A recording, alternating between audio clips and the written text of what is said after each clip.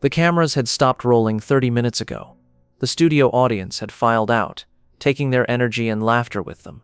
Crew members were breaking down equipment, the familiar sounds of metal clanging and cases closing echoing through the empty studio. Ellen DeGeneres usually left immediately after taping.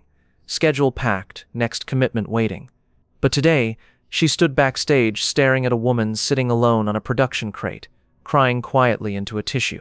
Grace Williams hadn't been a contestant. She hadn't been called on stage. She hadn't won anything. She'd simply been audience member number 147, sitting in the back row of the Ellen DeGeneres show, trying to smile through a grief so heavy it made breathing difficult. And somehow Ellen had noticed. This is the story of what happens when the cameras stop, when the performance ends, and when a talk show host proves that compassion isn't just for television, it's who she is when nobody's watching. Grace Williams was 67 years old and had been married to Jim Williams for 44 years. They'd met at a hospital in 1975. Grace was a young nurse. Jim was a medical resident who couldn't figure out how to work the coffee machine. Their first conversation was about whether hospital coffee counted as medicine or poison. They were married 6 months later. For 44 years, Grace and Jim did everything together. Morning coffee, evening walks, weekly grocery shopping, where they'd debate between two identical brands of cereal for 10 minutes just to make each other laugh. They didn't have children, couldn't, medically, but they had each other, and that had always been enough. Then 6 months ago, Jim collapsed while gardening. Massive heart attack, dead before the ambulance arrived. One moment Grace was inside making lemonade. The next moment she was a widow kneeling in the tomato plants, holding her husband's hand while paramedics gently told her what she already knew. The grief was crushing. Not the dramatic, cinematic grief that looks good on television, but the quiet, suffocating kind that makes getting out of bed feel like climbing a mountain. Grace would wake up and reach for Jim. He wasn't there. She'd make coffee for 2 out of habit, then pour the second cup down the sink while crying. She'd set the table for dinner, and realize halfway through eating that she was talking to an empty chair. Her daughter Susan, who lived in Seattle, called every day but couldn't visit often. "Mom, you need to get out of the house. Do something. See people." Easy to say from 3,000 miles away. Hard to do when your entire life had been built around someone who was now gone. Grace tried. She went to the senior center. Everyone there wanted to play bingo or discuss their health problems. She went to church. Everyone meant well, but the pitying looks made her feel worse. She went to grief counseling. The therapist was kind but young. What did someone who'd never lost a spouse know about this particular kind of drowning?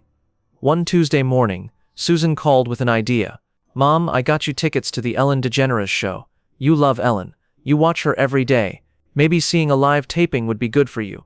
Grace almost said no. The idea of getting dressed, driving to Burbank, sitting in a studio surrounded by excited people when she felt dead inside, it seemed impossible. But Susan had already bought the plane ticket to come visit for the weekend and take her. And Grace remembered something Jim used to say, "The only way out is through." So she went. The Ellen show taping was exactly what Grace expected. Loud, energetic, full of people who seemed capable of joy in a way Grace no longer understood. Ellen danced out to her opening music. The audience clapped and cheered. Celebrities talked about their new movies. Everything was bright and shiny and felt like it was happening behind glass. Grace sat in the back row, trying to smile when the warm-up comedian told jokes, trying to clap when Ellen did something generous for a guest. But halfway through the taping, during a commercial break, something inside Grace broke. Maybe it was the couple 3 rows ahead holding hands. Maybe it was Ellen talking about her wife Portia with such obvious love. Maybe it was just the accumulated weight of 6 months trying to pretend she was okay. Whatever the reason, Grace started crying. Not quiet, dignified tears, the kind of crying where your whole body shakes and you can't catch your breath. Susan, sitting beside her, wrapped an arm around her shoulders. "Mom, do you want to leave?" Grace shook her head. She couldn't explain it, but leaving felt like another failure, like she couldn't even handle sitting in an audience anymore. So she stayed, crying as quietly as she could into tissues Susan kept handing her, trying not to disturb the people around her who had come for entertainment, not to witness someone's grief. The show ended. Ellen thanked the audience. The music played, and people started filing out, chattering excitedly about what they'd seen. Grace remained seated, waiting for her breathing to calm, for her face to stop looking so destroyed. She'd go to the bathroom, wash her face, and pretend this hadn't happened, but when she finally stood to leave, someone was standing in the aisle blocking her path. Ellen DeGeneres, still in her purple blazer from the show, looked at Grace with eyes that had seen something during that commercial break. Something the cameras hadn't caught, but that couldn't be unseen. "Hi," Ellen said simply. "Are you okay?" Grace opened her mouth to say yes, to give the automatic response everyone gives when they're not okay, but don't want to burden anyone. But Ellen's face stopped her. There was no performance there, no television persona, just genuine concern. "No," Grace whispered. "I'm not okay." Ellen glanced at Susan, who nodded permission. Then Ellen did something that talk show hosts don't do. She said, "Come with me." She led Grace and Susan backstage, past crew members breaking down equipment, past production offices where people were already planning tomorrow's show. She led them to her dressing room, not the public one where guests wait, but her private one. The real one, with personal photos on the walls, and comfortable furniture and the kind of mess that happens when someone actually uses a space. "Sit," Ellen said, gesturing to a couch. She grabbed a box of tissues from her desk and handed them to Grace. Then she sat down in a chair across from them and just waited. Grace had been holding everything together for 6 months. She'd been strong for Susan, who was dealing with her own grief over losing her father. She'd been composed for friends who didn't know what to say. She'd been brave for Jim because he would have wanted her to keep living. But sitting in Ellen DeGeneres' private dressing room, with a woman she'd never met looking at her with simple, uncomplicated kindness, Grace fell apart completely. She told Ellen everything. About Jim, about the tomato garden, about making coffee for 2, about the empty chair, about how everyone said time would heal but 6 months had passed, and she still felt like she was drowning, about how coming to this show was supposed to help, but had just reminded her how alone she was. Ellen listened. She didn't interrupt, didn't offer platitudes, didn't check her phone or look distracted. She just listened with the kind of attention that made Grace feel, for the first time in 6 months, actually seen. When Grace finally ran out of words, Ellen was quiet for a moment. Then she said something Grace never expected. "My father died when I was young, and I remember my mother sitting at the kitchen table for months afterward, crying every morning while making coffee. She'd pour 2 cups out of habit, then realize, every single morning, the grief was like watching her drown on dry land." Ellen leaned forward. Everyone told her it would get better, and eventually it did, but not because time healed it. It got better because she finally let herself grieve, instead of trying to be okay for everyone else. She stopped pretending, and that's when she started actually healing. Grace looked at Ellen, this famous, powerful woman, and saw something she recognized. Someone who understood that grief isn't fixed with time or tips or trying harder. It survived one day at a time. "How long?" Grace asked. "How long until I stop reaching for him in the morning?" "I don't know," Ellen said honestly. "Maybe never. Maybe that's not the goal. Maybe the goal is learning to reach for him in different ways, in memories, in the things he loved, in the life he'd want you to keep living." The conversation lasted an hour. Ellen had other commitments, meetings, phone calls, the entire infrastructure of a television empire waiting. But she stayed. She ordered food for Grace and Susan. She shared stories about her mother's grief and her own losses. She asked Grace about Jim, what made him laugh, what their favorite memories were, how they met, and Grace talked, really talked, in a way she hadn't been able to with anyone else, because Ellen wasn't trying to fix it or rush through it or make it less painful. She was just present. When Grace finally felt steady enough to leave, Ellen did something else unexpected. She wrote down her personal assistant's phone number. "This isn't for emergencies," Ellen said. "This is for when you're having a hard day and you need someone to remember that Jim existed, that your love was real, that your grief matters. You call, and someone will answer who knows your story." Grace stared at the number. "Why are you doing this? The show is over. You don't owe me anything." Ellen smiled. "Because 6 months ago, you lost the person who made your life make sense, and you still got dressed and came to a television studio and tried to smile. That's not nothing. That's incredibly brave. And brave people deserve support, not just on camera, but especially off camera." Grace and Susan left the studio that day with something more valuable than money or prizes. They left with the knowledge that Ellen DeGeneres, the woman they'd watched on television for years, was exactly who she appeared to be: kind when nobody was watching, generous when nothing would be gained, present when it would have been easier to leave. But the story doesn't end there, because Ellen DeGeneres doesn't do half measures when it comes to compassion. 3 days later, Grace received a package at her home. Inside was a beautiful wooden box with a note in Ellen's handwriting. "For your Jim memories. Every person who loved big deserves a place to keep that love safe. Ellen." The box was handcrafted, lined with velvet, with sections for photos, letters, small mementos. Grace cried when she opened it, but this time the tears felt different. Less like drowning, more like release. That wasn't all. Inside the box was another note, with a phone number, not Ellen's assistant this time, but a grief counselor who specialized in widow support. "She's expecting your call. Sessions are covered. Take as long as you need." Grace called. She started therapy with someone who actually understood widow grief. She started attending a support group where everyone had lost spouses, where she didn't have to explain why she still sat 2 places at the table sometimes.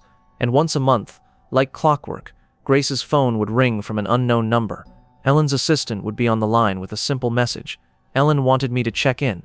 How are you doing this week?" Sometimes Grace would say she was okay. Sometimes she'd admit she was struggling. Either way, the assistant would listen, would remind her that someone out there remembered Jim existed, that someone cared whether Grace was surviving this. 6 months after that Ellen's show taping, Grace did something she hadn't done since Jim died. She went back to the tomato garden, the one where Jim had collapsed, the one she'd avoided for a year because the memory was too painful. She planted tomatoes, Jim's favorite variety. And while she planted, she talked to him, told him about Ellen, about the support group, about how she was learning to carry grief instead of being crushed by it.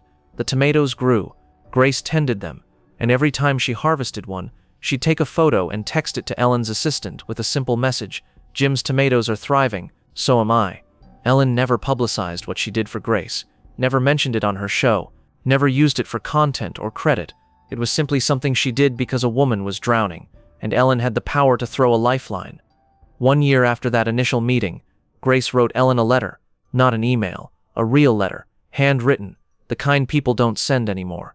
She told Ellen how that 1 hour in a dressing room had saved her life, how the grief counseling had given her tools to survive, how the monthly check-ins reminded her she wasn't forgotten, how Jim's tomatoes were thriving, and so was she. She ended the letter with something that would later be framed on Ellen's private office wall. "You didn't just see me that day. You saw my grief, my love, my loss, and you honored all of it. You reminded me that Jim's love didn't disappear when he did. It just changed form. Thank you for helping me find it again." Ellen never responded publicly, but Grace received a package 2 weeks later. A framed photo of tomatoes with a note: "Keep growing, both the tomatoes and yourself. You're doing Jim proud." Today, 3 years after Jim's death, Grace Williams is 70 years old and leads a widow support group in her community. She tells her story, not the grief, but the grace. The hour Ellen spent when nobody was watching. The monthly phone calls, the reminder that compassion doesn't need cameras or credit. When new widows join the group, raw and drowning the way Grace was, she tells them about Ellen's dressing room, about being seen, about how healing doesn't mean forgetting. It means learning to carry love forward, instead of being buried by loss. Grace still plants Jim's tomatoes every spring, still talks to him while gardening, still misses him every single day, but she's no longer drowning. She's floating, sometimes even swimming, and once a year, on the anniversary of Jim's death, Grace's phone rings. Ellen's assistant, same message every time. "Ellen wanted me to remind you, Jim loved you. That love doesn't end. It just grows in different soil." This year, Grace sent her own message back. "Tell Ellen the tomatoes are thriving, and so am I. And thank you for seeing me when I was invisible." Ellen DeGeneres built a career on making people laugh, on bringing joy to millions, on using her platform for public good, but the truest measure of her character isn't what she did on camera. It's what she did for a grieving widow in a dressing room when the show was over and nobody was watching. Grace Williams wasn't a celebrity, wasn't a compelling television story, wasn't going to bring ratings or viral moments. She was just a 67-year-old widow trying not to drown, and Ellen saw her, stopped for her, and reminded her that some people's character doesn't change when the cameras stop rolling. That's the story nobody saw, the hour that wasn't filmed, the compassion that earned no credit, the kind of goodness that happens backstage when the performance is over, and what remains is simply who you are when nobody's keeping score. Ellen DeGeneres is famous for her generosity on television, but the people who know her best will tell you, the real Ellen is who she is when the show ends, and that Ellen is even better than the one the world sees. Grace Williams knows. She's one of dozens, maybe hundreds, who've been pulled aside after tapings, who've received a phone call during hard times, who've been seen by someone famous enough to be selective about where she directs her attention, but who chose to see them anyway. The story of what Ellen did after the show ended won't win awards, won't trend on social media, won't be mentioned in any highlight reel, but it restored one widow's faith in humanity. It reminded her that grief can be survived, that love doesn't end with death, that someone powerful enough to ignore you might see you anyway, and sometimes that's the most important story of all.